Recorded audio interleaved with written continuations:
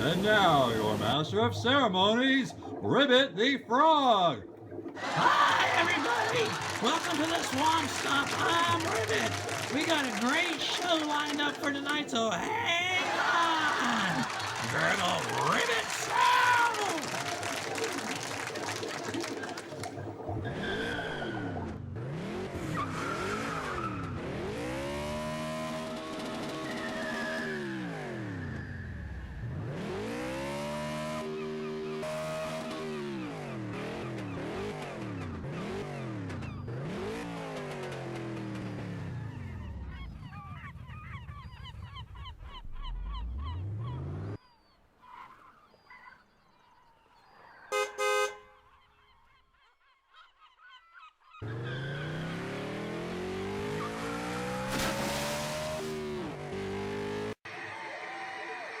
And now, here they are, the Crystal Swamp Crew, Kilted Creature, the Keeper, Captain D. Lucas.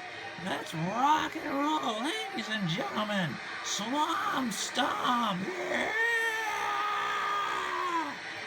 Ribbit. Okay, welcome to Swamp Stomp Live. This is Captain D. Lucas with your co-host, Kilted Creature, and the Keeper, Cindy. The Keeper guys. Grady.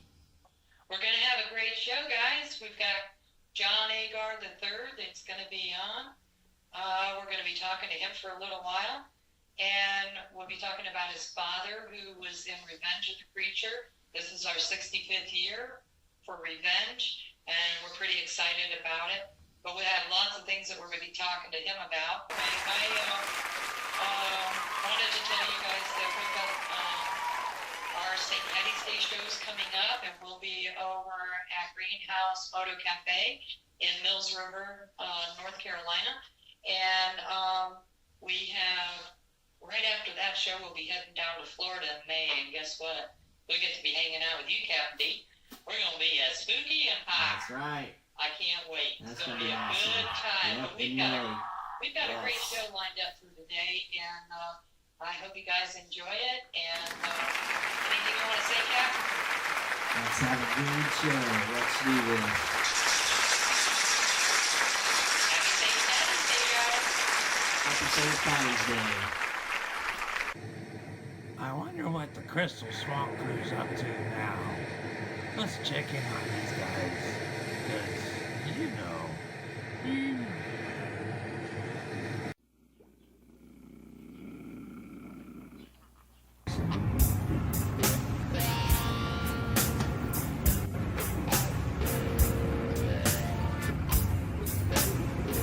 Oh, hello, gentlemen. Hey, good evening, ma'am. In case you're here for the Interior Boat Tour and all. Boat tour? Yes, the Interior Boat Tour. It's here, boat tour? The Interior Boat Tour. Sir, do you know where you are? Yes, I do. A tier boat tour? Interior Boat Tour, no? No, sir. A tier boat tour? Yes, the Interior Boat Tour. No? No, sir. Yes. No, sir. Yes. But, sir, boat tour? Yes, it's the boat tour. The Interior Boat Tour, no? No. A tier boat We tour? are here for the Interior Boat Tour, no? No. Yes. No. Yes. No. This, I don't know about a tier. No. Yes. Sir. No. We are the Interior Boat Tour. We are the Interior Boat Tour, no? Yes. Yes. Yes. I see. I am the Interior Boat Tour. Ay, ay, ay.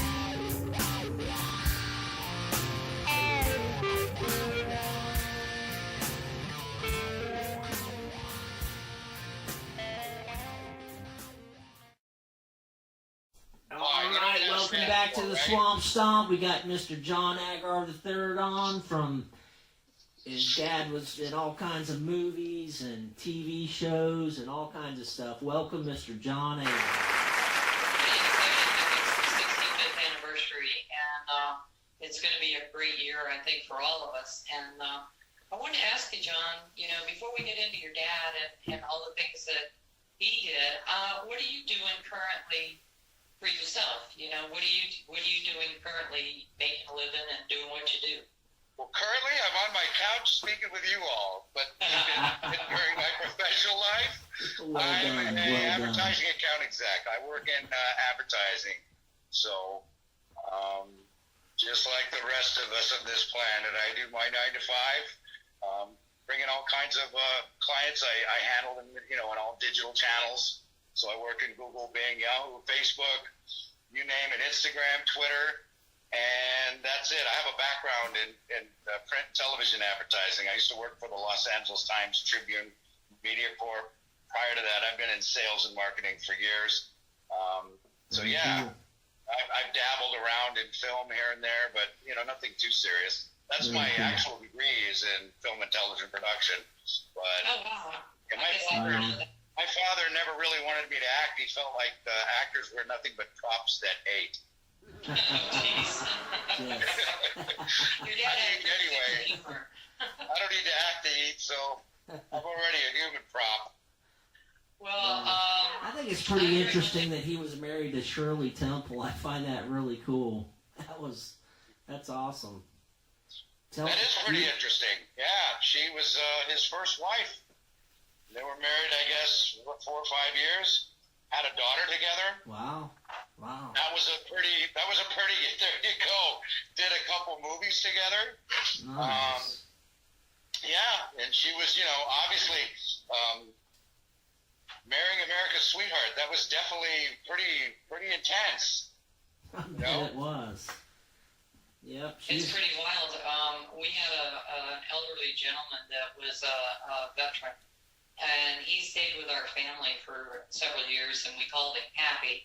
And Happy was her driver when she would go to do some of the different shows. But he was in the military, and he was her personal driver for about a year. And we heard all kinds of stories, but she was little, she was just a little thing. Yeah. But I think that's pretty intriguing. She was definitely an interesting woman. Had an amazing career, amazing childhood, interesting adulthood. As a matter of fact, my father and her, there's some, it's public now. There was a, pretty severe divorce and a lot of bad blood, I guess. But actually, my father, she was one of the last people my father spoke to before he passed away. Wow. So there was actually a reconciliation of sorts. In other words, my father. Everything came full circle. Took care of business. And my father never said anything about the marriage, which I find to be, especially in this day and age, very classy. I mean, honorable. With all the classy, gossip and going around in Hollywood, it's amazing he didn't say something about it, but it tells you a lot about the man. There you go, man. Yeah. Well, on to your dad. I have a question I want to ask you. Can you tell me about the lobster house scene? Yes. The one that got real. Yeah. Where the preacher comes in and steals Lori, I think, right? Very cool Right. scene. Well, tell us what happened in the water. Oh, in the water. Well, it's pretty much as I hear it. There was at that lobster house, I guess the tides were up, so the water was rougher than expected, but they were swarming with jellyfish. Yikes. So, there was some issues. I think Rico might have had a few issues in there with the jellyfish, and it was not good. One of the things about shooting on locations, true then as it is today, is that they don't have as much control over, the reality of the situation. The safety's not as good. You don't even I'm sorry, Cap, I didn't. I'm saying the safety regulations and the way they did things back then. Well, we're not even going to go there. The safety regulations back then, dude, probably. Yeah. Right. OSHA who? But it was pretty brutal. I mean, there was a lot of. That was a tough scene. Night shooting, Florida. You can only imagine what else was in that water. They're lucky it was just jellyfish, right? Right. But there were definite issues, and I think you guys probably have a handle on that too, as far as the stories, right? Well, yeah. Well, I wanted to ask John, I know that your mom was in the movie as well. And your mom's name was Loretta Combs, correct? Correct. Loretta Combs Barnett. Yes, that was Awesome. yeah. And she was my mother's got an interesting story too. As a matter of fact, I mean, prior to marrying my father, she actually appears in the movie Citizen Kane. She's actually one of the dancers in the Citizen Kane. Wow, the greatest film ever made, apparently. I didn't know that. Yeah, and she was also a model and somewhat of an actress. She was paired up with Betty Grable. Her and Betty Grable used to travel during World War II, and so she was really close to Betty. And they used to travel in a converted B-28 or 25 bomber. Excuse me, my Air Force French is a little off, but they would travel, and she traveled USO shows in Europe and USA, doing USO shows and war bond stuff. But that being said, she was on the set in Florida with my father, and they had the scene where the woman on the boat, I guess during the time of the lobster, Jack, right? Right. That same thing when the monster comes up, when the creature, comes out, and the woman on the boat, and she's, with her boyfriend, and they're on there, and just having a drink or whatever they're doing. And then she screams, and that is my mother, and it's epic. It is fantastic. That's too cool. That's too cool. I love it. Can you tell us about some of the neighbors that you had when you were growing up? We lived in Studio City, California, and right behind us, we had Jamie Farr living right behind us. Oh, cool. We had from MASH, Klinger from MASH. Yeah. We had Bob Hope's writer, Charlie Lee, living across the street. Sally Fields lived up around the corner a few blocks. Flying Nun. Yeah. Flying Nun. I grew up in a little Hollywood enclave. Then we moved to Encino for a short time, where we literally lived just about 2 blocks from the Jackson family. And I went to school around a lot of, kids in Hollywood. And of course, my father wasn't a plumber. I imagine if my dad was a plumber, I would have hung out with a lot of plumber kids. And met a lot of plumbers. My father happened to be an actor, so on weekends and family, events and things like that, we would hang out with actors and some of the close actors to my father. Obviously, he spoke to John Wayne every year, and we had run-ins with him growing up. And but one of my dad's closest friends was a guy named Dick Webb, Richard Webb, who was famous for being Captain Midnight. Oh, wow. That was a great friend of my dad. So here I was, a kid, and I was being amused and humored by Captain Midnight. I mean, of all things, I didn't realize how blessed I was until later. I didn't realize till my teens who Dick was, and he was just my dad's cool friend, He was always telling great stories, ghost stories, and just all kinds of cool stuff. Yeah, that's cool. He never gave me a secret Dakota ring, but had I known, I'm sure he would have. Eat your Ovaltine. Drink your Ovaltine. Yeah. Your dad, he learned to scuba dive for Revenge of the Creature? Yeah, he did. And as a matter of fact, it wasn't, obviously scuba diving had been around for a while. I mean, it's been used since World War II. But what it is, I think that was sort of the start of individual, recreational scuba diving, if you will. So that was right around the time that came out. So yeah, he spent, and as you guys can see in the film, and if you've ever been on a film set, you know that the motto of any film set is hurry up and wait.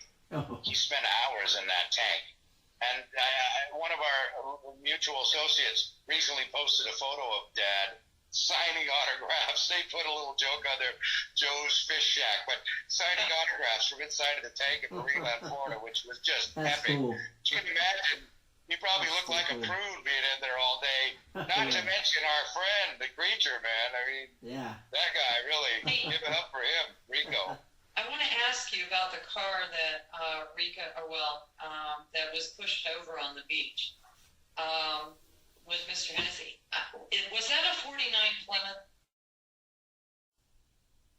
God, you got me here. It was an old car. My mom keeps telling me it's a 49 Plymouth. It was built, I got to tell you, Cindy, it was built before I was born. Not that, listen, with my age. Born in 54, so I'm 65 now. But my mom, who's 85, she tells me Cindy, that's a 49 Plymouth, and I really want to find out what kind of car that was. Well, we'll have to have some of the fans look into that, especially some of the car fans. But I do know that obviously, and you all know this too, that obviously Rico Browning did all the water scenes. I forget the name of the gentleman that did the land scenes, but he was way bigger than Rico, and he was a big guy. Ben Chapman? No? Excuse me? Tom Hennessy. Bingo, Yahtzee, you got it. Well, listen, can you tell me about when your dad was in the Hand of Death with Butch Patrick? Oh, dear Lord. Some of you guys really did your research. Yeah. Baby. My brother Martin David was actually on set for that film. And there's a couple stories on it too. So I know one that I guess my father was in the makeup, and my brother was young. I forget. I think it was a '64, so he was got to be 6 or 7 years old. And he hears the voice, and I guess he's on a scene at the beach, and he hears my dad's voice. My mom brings him there, or whatever. He hears my father's voice, and so he goes running. Daddy, where's my daddy? And he runs up, and there's my father, but in full makeup, and he sees this, and my brother freaks out and runs up to him and kicks sand in his face and runs up. That's the story. That's the one I remember right now. And hang on, folks. We'll be right back. And now, here's the tune that started it all. Black Lagoon.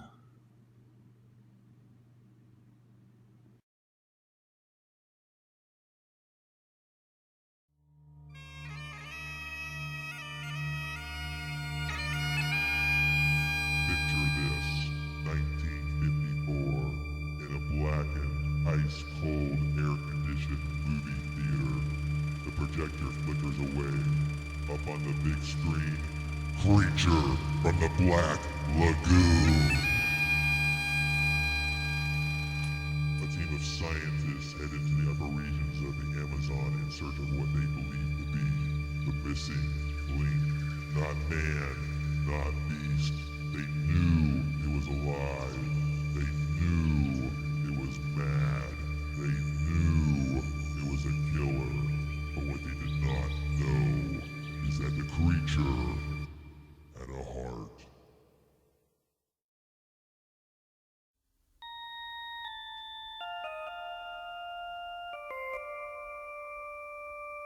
There are many strange legends in the Amazon.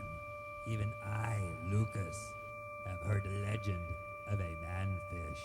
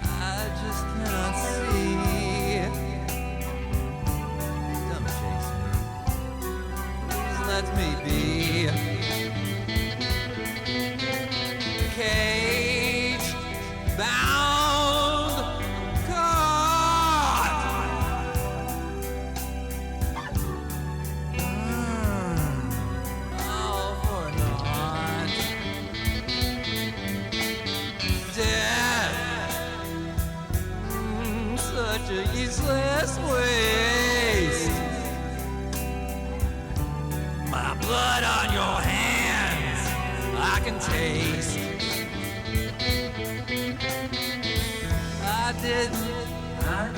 I didn't ask you to dance above me, for I live below, no one to love me. Why do you hurt when you don't understand me? Why do you fear what you fear and you fear and destroy me? I've been here millions of years till you found me. At the end of the world, a triangle has torn you, destroyed me. You live and you breathe and you try to take me with you. A spirit come back, it's a matter of fact, I can meet you. Scream, I say, run, fight, I cannot defend. Right to the heart, just like when we start, is this the end?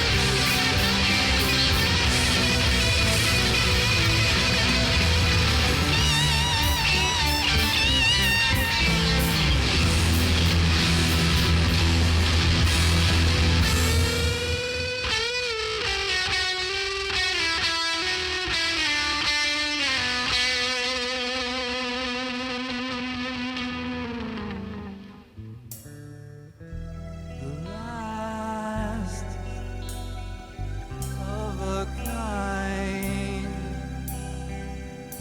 has been all the time.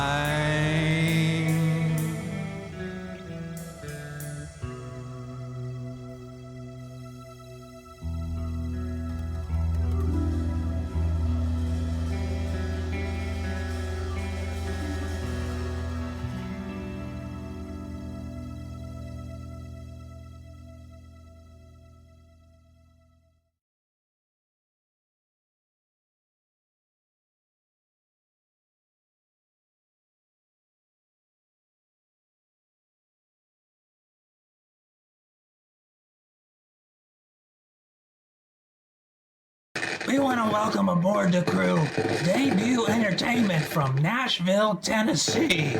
Rock 'em, Pterodactyl. Yeah, girl.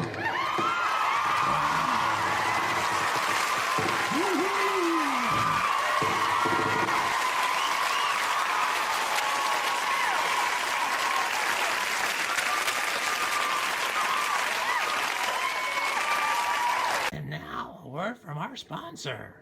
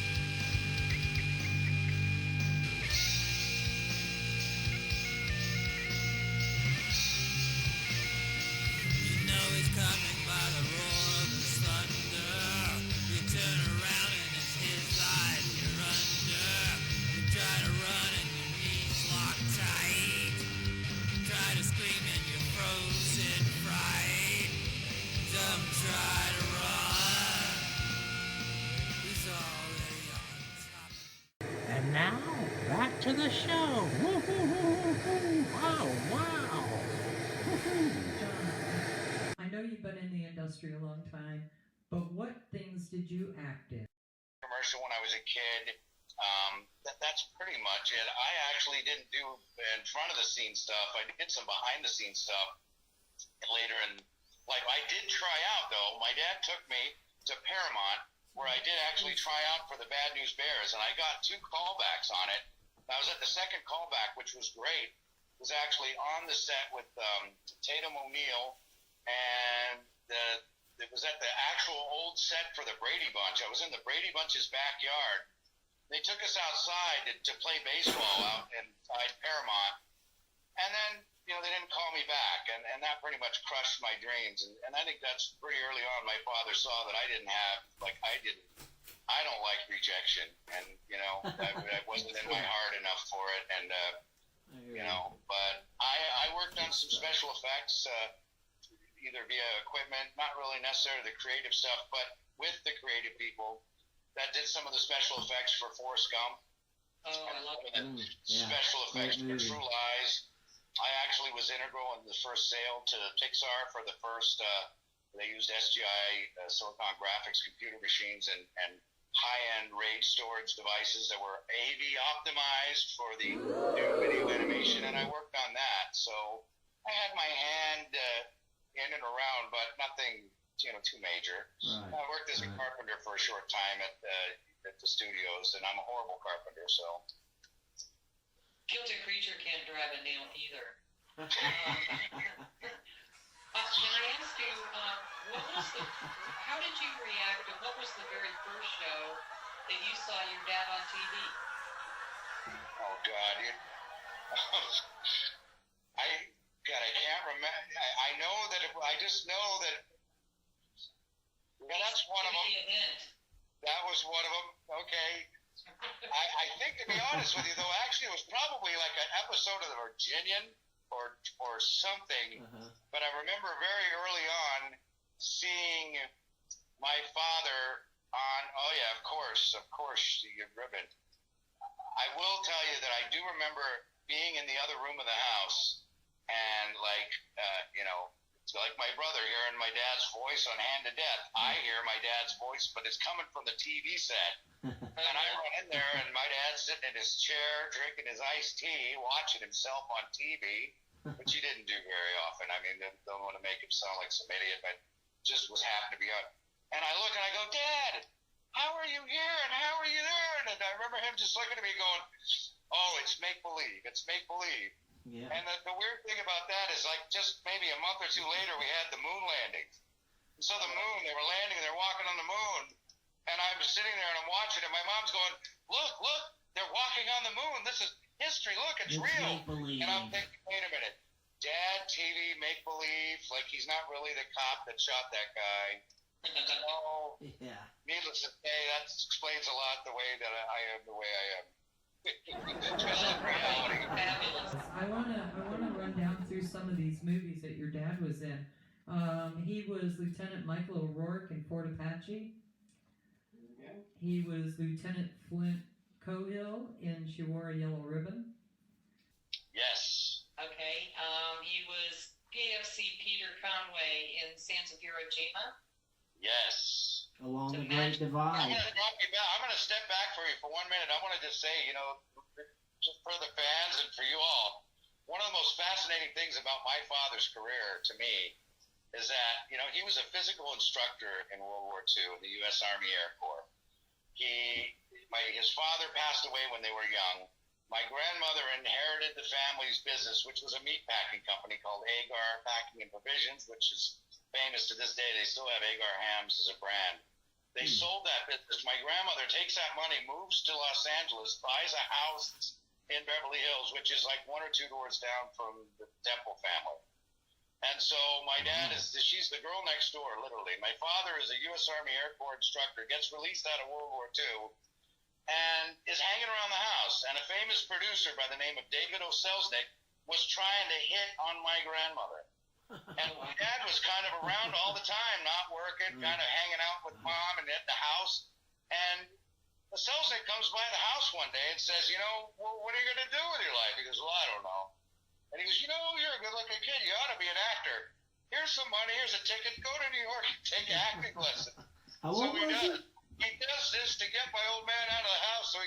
moves on Grandma. Long story short, he goes to classes. He comes back to L.A. Selznick didn't get anywhere with him, and so my grandma happens to go on a cruise. There was Lillian Agar, and actually she was Lillian Rogers. She was actually a first cousin to Will Rogers, which is another family. A whole other story. I guess I never met a man I didn't like. I've got that somewhere way down on my bloodline. But at any rate, she comes back. My grandmother goes on a cruise with John Ford's wife to Hawaii. How sweet is that? You know, that family money they had then was worth its weight. She goes on there and tells him, hey, if Selznick was trying to put the moves on me, he didn't do it. My son went to acting school. He's not an actor. What do I do? John Ford's wife tells my grandmother, hey, have him come down and see my husband and do a screen test when you get back. And the next is history. He goes to the lot. He meets John Ford, who was an admiral or something, or a captain, maybe. He was in military, Navy. He goes in, he meets John Ford. Nobody gave John Ford shit at all. I mean, it was like this guy was spit and polished military, tough guy, no joke. He goes in and he goes to my dad. He goes, so, you were in the Air Force, huh? He goes, up and away, crash. And my father doesn't miss a beat. He looks at him, he goes, so, you're in the Navy, huh? Anchors away, sink. Like, F you, man. And Ford liked that. Gave him the screen test, and so to go back how I started the story, he got put into his very first film, no other experience, opposite John Wayne and Henry Fonda in Fort Apache. And if you look at the movie today, it'll still say, by special arrangement by David O. Selznick. Here you go.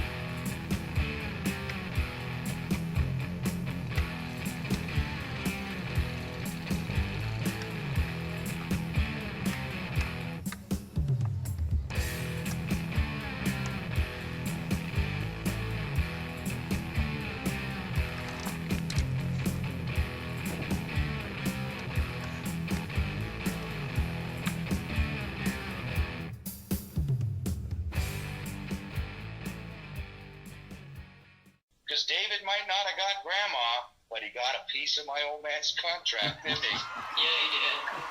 Good story. He got a piece of an Agar one way or another. Well, you know, having your dad and Revenge of the Creature is Professor Clete Ferguson, and then I really enjoy Tarantula. I love that film. I love it that he was Dr. Matt Hastings. There's just so much. The Mole People, Daughter of Dr. Jekyll, The Brain from Planet Eris, King Kong, Mr. No Legs. The Mole People. The list just I mean, goes the on Mole and People. on. How can you top the Mole People? I got a great story That's a on the Mole classic. People. You want to hear a great little bit of trivia that Bob's Mayor of New York. He was better than Rudy, too, I can tell you that. There you go. Let me tell you the greatest Mole People story. I heard this recently from a good friend of my father's by the name of Ted Newsom, who's a writer. He used to write for several magazines in the day and did some television. But Ted was telling me a story about my pop on Mole People. And if you guys see the film Mole People, it's whack, man. It's crazy. They're eating mushrooms. He's with Beaver's dad, Hugh Beaumont. Yeah. They're eating down mushrooms. They're underground. You got John Carradine in there. You got these guys are glittering, and they're just underground, and there's sand everywhere. They've got the quicksand holes, and it's insane. The set must have been just phenomenal, right? That's So my crazy. father's on contract at Universal, and who walks onto the set? None other than Rock Hudson. And I never knew this. And my old man and Rock knew each other. I guess hung out in the day. They weren't close, but they were close. Yeah. At any rate, right? Yeah, not that Rock close. Hudson comes in and goes, hey, he takes a look at the set. He goes, Hagar, what the hell did you get yourself into?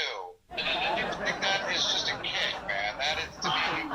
Because you got to remember, and I'm a fan. I am just as much a fan. I mean, I grew up, my dad was in the movies, but trust me, I am as much a fan as any and all of us, right? Your father was in Perry Mason. Oh, yeah. He did a lot of episodic television. One of my He was favorite actually in detective Charlie's shows, Angels. for sure. And his name was Kenneth Baxter. Sounds about right. That's Stu Baxter's cousin. He was in Rawhide, Bad Masterson. I can go on and on and on about your dad. I just love your dad. I see his last acting episode was A Highway to Heaven in 1984. So that was actually when he wrapped it up. Television. I think he did something. After that as Even well. after that? Oh yeah, my father worked up until the day he passed, so he worked all the way up until I think the last thing he did was in '99. If you look, that may just be what's listed, but he did a lot of stuff. I'm not sure if it's listed in your material there. I don't know if you're going from Wikipedia. I know Wikipedia is pretty light on stuff. Yeah. But he did. I don't know if Body Bags is listed there. That was one of my favorites he did too. He did Body Bags. He was in Ripcord. When I was growing up, Ripcord was a big deal. It just amazes me how many different things he was in and helped produce and help direct and help do just about everything. And He did a lot of stuff. He sure did. Yeah, he had a pretty prolific career. You really think about it, from obviously 1948, I guess 49, all the way up until his passing. 1999 I think was the last thing he did. He actually did. He did some small parts that were, he did a movie with Ali Sheedy where he actually took a shotgun blast. He had to be 75 years old, and he did the stunt himself. Wow. Cracked ribs and still continued to shoot. He did, one of the things I said, I got to go on the set when he shot with John Carpenter on Body Bags, and he was opposite Mark Hamill and Twiggy. They had a model, and I got to watch him shoot. I got to meet Mark Hamill. I got to meet John, and John Carpenter had several directors on that set, Roger Corman and David Cronenberg, who both requested to be in the scene with my dad. My dad had a lot of respect from a lot of his contemporaries. I mean, my father was very chill guy. He had a bit of a bad rap with his divorce with Shirley. He had some bouts with alcoholism back in the day when, it wasn't as widely accepted or viewed as a disease as it is now. He had a lot of respect from a lot of his contemporaries, and I can tell you that being a fan, Roger Corman and Cronenberg are like idols to me. So was Carpenter. John Carpenter was amazing. We got to hang out at John's house, meet Mark Hamill. I got to sit with Mark Hamill for 30 minutes. This is after the first Star Wars and before the new wave. What a freaking nice guy. Just a nice guy, man. And then there's this.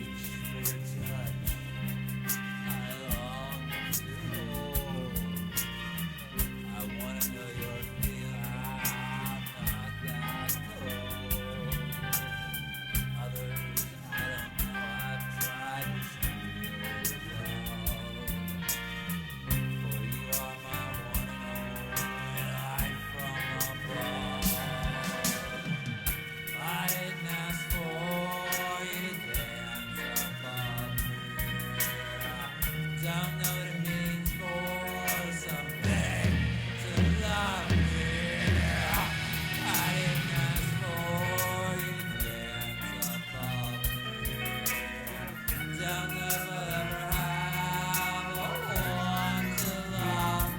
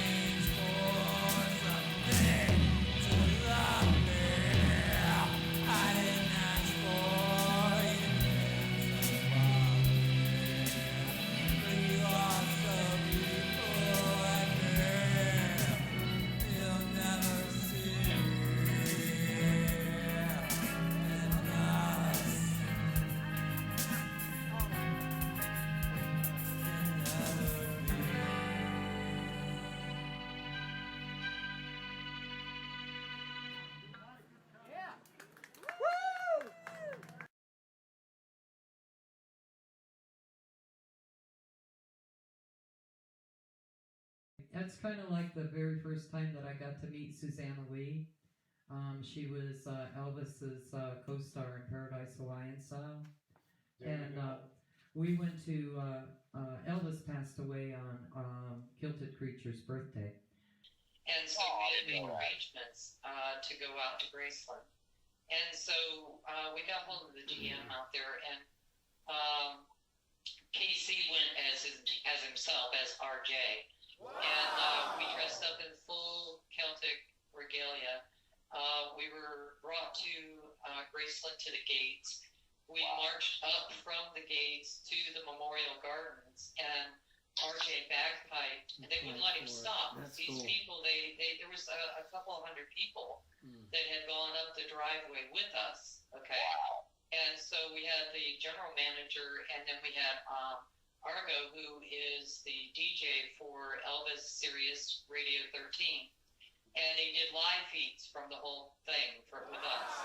So we got up to the Memorial Gardens, and like I said, he started playing Love Me Tender on the bagpipes, and everybody lost their cookies. I mean, it was just amazing. But they wouldn't let RJ leave. So for the full hour before they opened up the main mansion, RJ bagpiped for these people at the Memorial Gardens. Well, we left. We went back to the radio station, did another interview. We were all finished. We were walking through some of the stores, and we're still dressed, and we're going back to Heartbreak Hotel. And anyway, we're hearing ourselves over the loudspeaker on this continual loop, and it was just crazy for us, So anyway, we get back to the hotel, we get changed, and the next day, the front desk called us and said that there was a person that wanted to see us. And we, of course, thought it was the GM from the mansion or Argo. So we got dressed, we went downstairs, and there in the lobby was Miss Susanna Lee, and she wanted to meet my husband. Because Elvis Presley loved the bagpipes, and there were no bagpipes at his funeral. And so he wanted to meet RJ, and we became good friends, and right up until she passed too, so it's kind of like, that's how I felt when I met her. Do you know how I feel? I feel like the way that you felt when she wanted to meet you. I feel that way when you guys want to talk to me. I Oh, thank you. Preacher and you, That's awesome. and I'll tell you, Cap. Hey. I just got born. That's all I did, man. Like I say, I'm the son of Godzilla. My old man was Godzilla. I gotta tell you. All right, who's up for a couple of spins of the Wheel of Fun? You up for a couple of spins, John? Say that again? Are you up for a couple of spins of the Wheel of Fun? Here we go. Let's do it. Let's do this. Spin it, Captain. All right, here we go. The Wheel of Chaos. Yeah. Favorite superhero and why? Bloody hell, man. That's a tough one. Like this. That's a Favorite tough one. superhero and why? I guess I'd have to look. I'm not going to freak anyone out, or I guess I'd have to say Superman, because the guy came from another planet, comes to this country, adopts our ways, and fights for freedom, justice, and the American way. And the son of a gun could jump over a building in a single bound, faster than a speeding bullet. And plus, I really like most of the Lois Lane, so. Yeah. Lois Lane was into the phone, changed. There you go. Good answer. Good answer. All right, here we go. Spin number 2. I want another Wheel of Fun. It's better than the Wheel of Fish, right, Preacher? All right. Okay, here you go. Recite some Shakespeare. To be or not to be, that is the question. Ask not what your country can do for you. Ask what you can do for your country. Yeah, ask not what you can do. Right, there you go. That's close, right? Close. All right, one more time. Here we go. Well, listen, John, it's been a blast, and I've really enjoyed our interview. And I wanted to wish you a happy St. Patrick's Day. Happy St. Patrick's Day. Happy St. Patrick's Day. Go to heaven an hour before the devil knows you're gone. There you go. That's even better than Shakespeare. There you go. That's been a pleasure, John, you guys. It's been great having you on the show. John Agar, thank you so much for being on the show, and we really appreciate it.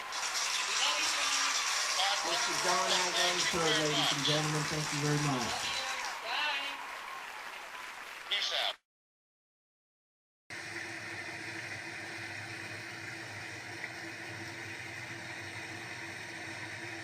You know why frogs are always so happy? Because they always eat what bugs them.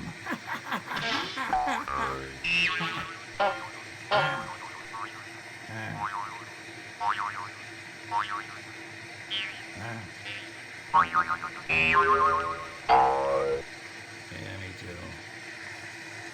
Well, this is just about some of the craziest stuff I've ever seen.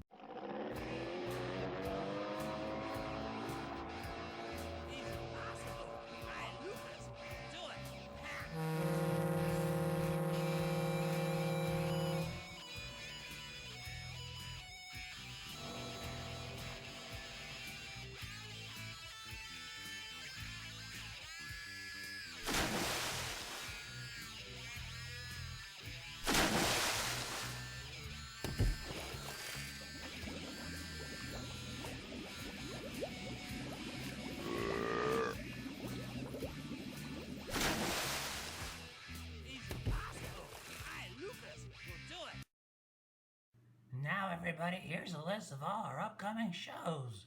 We hope y'all can come and see 1 or 7 of them. Yeah, Bagpipe Swamp Metal.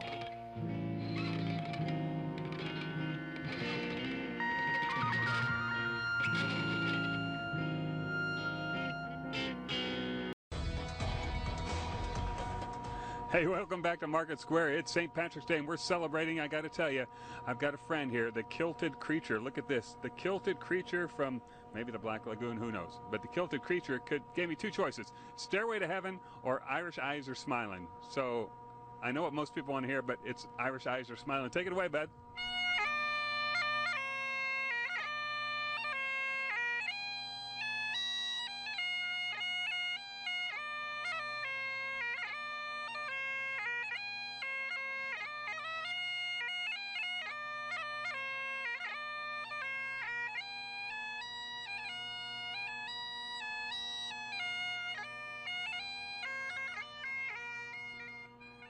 Wow, that's pretty good. That's loud, too. Wow, I don't know if you can tell it at home, but